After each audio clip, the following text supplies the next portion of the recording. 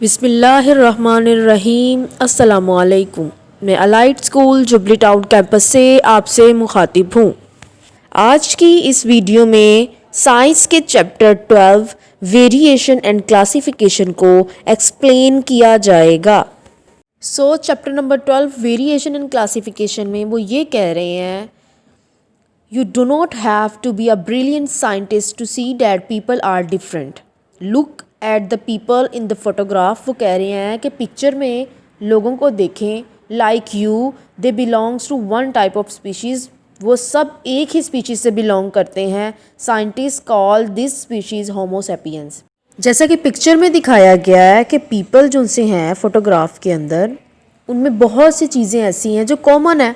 For example, they have same general body shape and their faces have similar features. इन सब के एक जैसे features हैं, आइज़ हैं, नोज़ हैं, टीथ हैं, लिप्स हैं, सबके सेम फीचर्स हैं.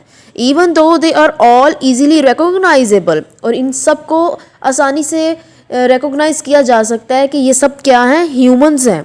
There are lot of small difference between them. अगर इनमें similarities हैं तो इनमें differences भी हैं. किसी की हाइट स्मॉल है, किसी की हाइट लार्ज है, किसी की आइज़ स्मॉल है, किसी की आइज़ लार्ज है. ठीक है, सेम फीचर्स के अलावा इनमें डिफरेंट फीचर्स भी हैं. नेक्स्ट पेज पे वो कह रहे हैं कि people like all living things inherit their characteristics from their parents. Some of your characteristics come from your mother and some come from your father. That's why there are variation in every species of plant and animals. इसमें वो ये कह रहे हैं कि living things हैं, people हैं, उनमें जो भी करेक्टरिस्टिक्स हैं वो उनके पेरेंट्स से ही आते हैं. कुछ मदर से आते हैं, कुछ फादर से आते हैं. इस तरह से वो एक दूसरे से वेरिएट करते हैं, एक दूसरे से मुख्तलिफ होते हैं. नेक्स्ट हमारा टॉपिक है variety. Every species has characteristic feature of shape and structure by which it can be recognized and identified. Look at your classmate and you should recognize them as human being. वो ये कह रहे हैं हर human being में variety है. क्या मतलब variety का? जैसे आप अपनी क्लास में मौजूद हर एक बच्चे को देखें तो हर एक की आइज़ क्या है, डिफरेंट है. फेस स्ट्रक्चर क्या है, डिफरेंट है. रिजेम्बलेंस तो नहीं है ना. हम एक दूसरे को आइडेंटिफाई कर सकते हैं, उनका डिफरेंस कर सकते हैं, उनको रिकॉग्नाइज कर सकते हैं कि उनका स्ट्रक्चर डिफरेंट है, उनकी आइज़ डिफरेंट है. ठीक है, वैरायटी की बेस पर हम डिफ्रेंशिएट कर सकते हैं एक ह्यूमन को दूसरे ह्यूमन से. ठीक है, लास्ट पैराग्राफ में वो ये कह रहे हैं कि look at the young people in the picture. Some are tall, some are short, some are thin, other are not so thin. Some have dark skin, some have light skin, some have brown hairs, some have black hairs. They are different eye colors. The world is a more interesting place because of the variety of the people living in it. वो ये कह रहे हैं कि इसमें कि अगर हम देखें इस पिक्चर में तो कुछ लंबे हैं, कुछ छोटे हैं, किसी की आई स्मॉल है, किसी की आइज़ लार्ज है, किसी के हेयर्स जो से ब्राउन है, किसी के हेयर्स ब्लैक हैं. तो एक दूसरे से मुख्तलिफ हैं किसी ना किसी तरीके से. तो इसे हम क्या कहते हैं, वैरायटी. इसी पेज पे वो आपको ये बता रहे हैं कि दुनिया का सबसे टॉलेस्ट ह्यूमन बीइंग और सबसे शॉर्टेस्ट ह्यूमन बीइंग की मेजरमेंट क्या है. ठीक है, the world tallest non human being measure 272 centimetre tall. The shortest ever human being measured a height of just 54.6 centimetre. ठीक है, और अब आपका एक घर के लिए काम है, आपने ये देखना है कि आपकी जो सी टंग है वो रोलर है या नॉन रोलर है, और आपके ईयर्स जो से हैं वो लॉब्स हैं और नॉट. ठीक है, आपका ये होमवर्क है, आपने ये ज़रूर अपनी कॉपीज़ पर लिखना है. नेक्स्ट है table. The table show some of the variety among some young people. उन्होंने नाम लिए हैं, कुछ लोग लिए हैं. नाम है उनके Ali, Carol, Jenny, Lee, Mark, Sara. ठीक है, उन्होंने इन सब की हाइट, इनका shoe size, hair colour, eye colour, left and right handed, हर चीज़ को लिखा है. आपने भी अपने घर में ये काम करना है कि अपना नाम, अपने सब बहन भाइयों का, पेरेंट्स का नाम लिखना है, उनकी हाइट लिखनी है, shoe size, hair colour, eye colour, और ये बताना है कि लेफ़्ट हैंडेड है, राइट हैंडेड है. और टेबल बनाने के बाद आपने ऑब्ज़र्व करना है कि वैरायटी है कि नहीं है. ठीक है, नेक्स्ट हमारा टॉपिक है more about variation. If you measure the height of a lots of people of your age, you can use the data to plot a frequency graph like this. वो इसमें ये कह रहे हैं कि अगर हम बहुत ज़्यादा लोगों का इस चीज़ हाइट बेस पर डाटा कलेक्ट करते हैं तो हम एक ग्राफ बनाएंगे, ठीक है। हाइट को रिप्रेजेंट करने के लिए एक ग्राफ प्लॉट करेंगे, एक ग्राफ बनाएंगे। जितने ज़्यादा लोग होंगे उतना ज़्यादा ग्राफ अच्छा बनेगा। तो उन्होंने हाइट बेस पर लोगों का डाटा कलेक्ट किया, उन्होंने एक ग्राफ बनाया, उसको उन्होंने कहा नॉर्मल डिस्ट्रीब्यूशन कर्व। उन्होंने ये कहा है कि जब हमने हाइट बेस्ड जो डाटा है उस पर एक ग्राफ प्लॉट किया तो एक कर्व शेप ग्राफ हमें मिला, उसको उन्होंने नॉर्मल डिस्ट्रीब्यूशन कर्व का नाम दिया। The more people you measure, the better the graph will be. Notice how the graph is in the shape of a bell. This bell shape is called normal distribution curve. ठीक है, उसमें ये कह रहे हैं कि जब हमने डाटा कलेक्ट किया तो जो ग्राफ हमें मिला वो बेल शेप का था, उन्होंने उसको नॉर्मल डिस्ट्रीब्यूशन कर्व का नाम दिया। The average height of the people measured is shown in the middle of the curve. वो कह रहे हैं कि जिनकी हाइट एवरेज थी ना, उनको कर्व में बिल्कुल दरमियान में शो किया गया है। Most people will have a height close to this average. Only a few people are short or really tall. वो ये कह रहे हैं कि कुछ जो से हैं ग्राफ में दिखाया गया है छोटे हैं, कुछ की हाइट जो सी है वो टॉल है।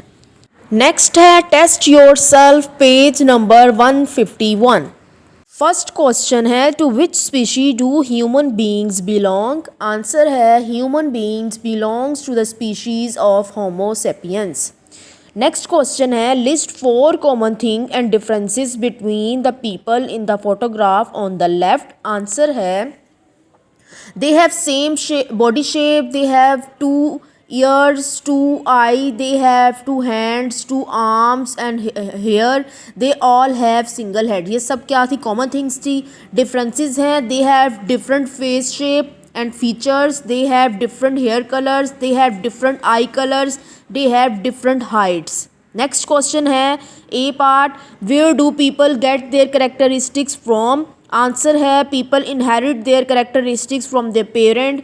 बी है what do scientists call these differences, these scientist call these differences as variations. Next है test yourself, page number 152। First question है व्हाट इज लीज हाइट।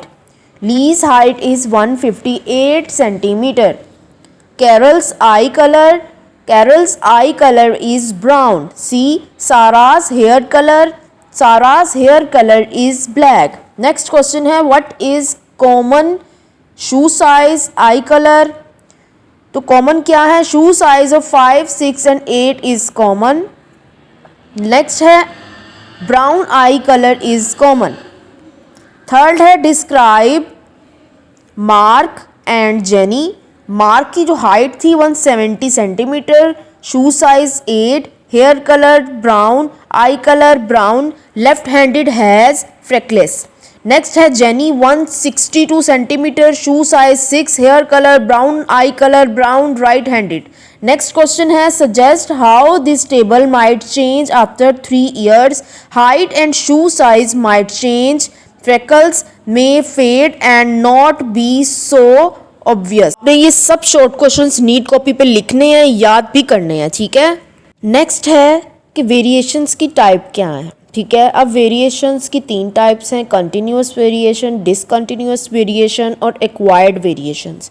जो आपकी हाइट है और जो आपका वेट है, ठीक है, ये कॉन्टिन्यूस वेरिएशन है। जबकि डिसकंटिन्यूस वेरिएशंस क्या हैं कि are distinct, there is no continuous change, जिनमें कोई भी कॉन्टीन्यूस चेंज नहीं होगा।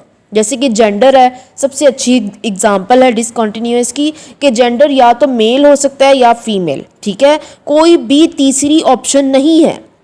आई colour, tongue rolling, ear lobes, ये सब क्या है, डिसकंटिन्यूस वेरिएशंस की एग्जांपल है। नेक्स्ट है acquired variation, our surrounding or activities can also affect variation. Height and weight can be affected by what sort of food we eat or how much we eat। अब क्या है कि acquired variations वो हैं कि वो जो वेरिएशंस हम चेंज कर सकते हैं, जैसे कि हाइट है और जो वेट है, हम खाना खाकर, अच्छा खाना खाकर, ज़्यादा खाना खाकर या कम खाना खाकर वेट को, हाइट को कंट्रोल कर सकते हैं। तो ये क्या है? Acquired variation, because people acquired these characters as the result of what they do during their lifes. Next हमारा टॉपिक है लुकिंग एट फिंगरप्रिंट्स। फिंगरप्रिंट्स जो सी है वो सबसे अच्छी एग्जाम्पल है वेरिएशंस की। हर एक का फिंगरप्रिंट दूसरे से मुख्तलिफ है। फिंगरप्रिंट्स क्या है कि इस पर एक रिजिज होता है, पैटर्न ऑफ रिजिज होता है, यानी कि निशान होते हैं, स्ट्रिप्स होती हैं जो कि ज़ेब्रे की स्ट्रिप्स की तरह की होती हैं। ठीक है कि नेक्स्ट पैराग्राफ में वो यही कह रहे हैं कि fingerprints are formed before birth and remain unchange throughout the life. They are unique. No two fingerprints made by different fingers are same. Even identical twins have different fingerprints. वो ये कह रहे हैं कि आपके पैदा होने से पहले और जब तक आपकी लाइफ है फिंगरप्रिंट्स चेंज नहीं होते हैं। फिर ये कह रहे हैं कि आइडेंटिकल ट्विंग्स भी जो से हैं उनके भी फिंगरप्रिंट्स एक दूसरे से डिफरेंट हैं। नेक्स्ट हमारा टॉपिक है टाइप्स ऑफ फिंगरप्रिंट्स।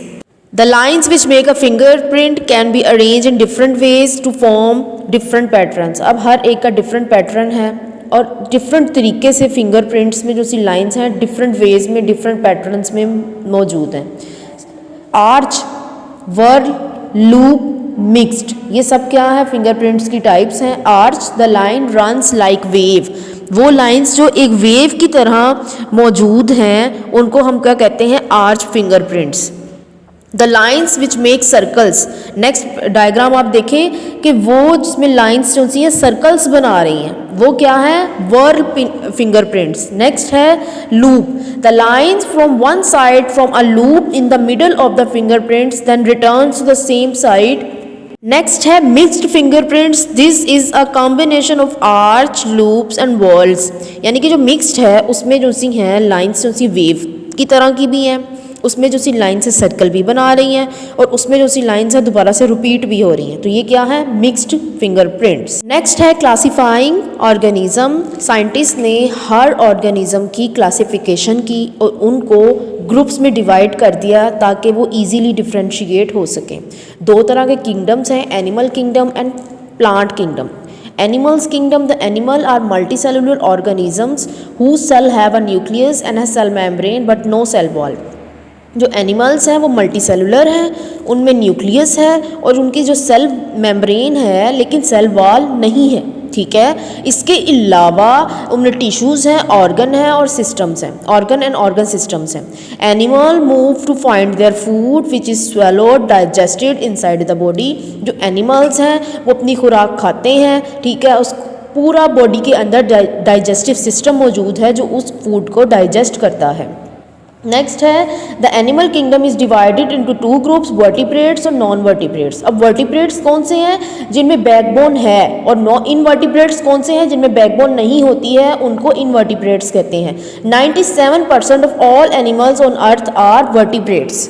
नेक्स्ट है test yourself, page number 155। सब क्वेश्चंस आपकी स्क्रीन पर मौजूद हैं। आपने इन तमाम सवालों को आपने कॉपीज़ पे करना है, ना सिर्फ लिखना है बल्कि याद भी करना है। ठीक है, नेक्स्ट पेज पे उन्होंने एनिमल किंगडम बताया है कि एनिमल किंगडम में दो तरह के एनिमल्स हैं, इनवर्टिब्रेट्स और वर्टिब्रेट्स। वर्टिब्रेट्स में फिशेस हैं, रेप्टाइल्स हैं, मैमल्स हैं, एम्फीबियंस हैं और बर्ड्स। फिशेस में सॉफ्ट स्केल्स, रेप्टाइल्स में हार्ड स्केल्स, मैमल में हेयर, एम्फीबियंस में मॉइस्ट स्किन है, बर्ड्स में फीदर्स हैं। ठीक है, नेक्स्ट है test yourself, page number 157। इसके सारे क्वेश्चंस जो से हैं उसके आंसर्स आपकी स्क्रीन पर मौजूद हैं।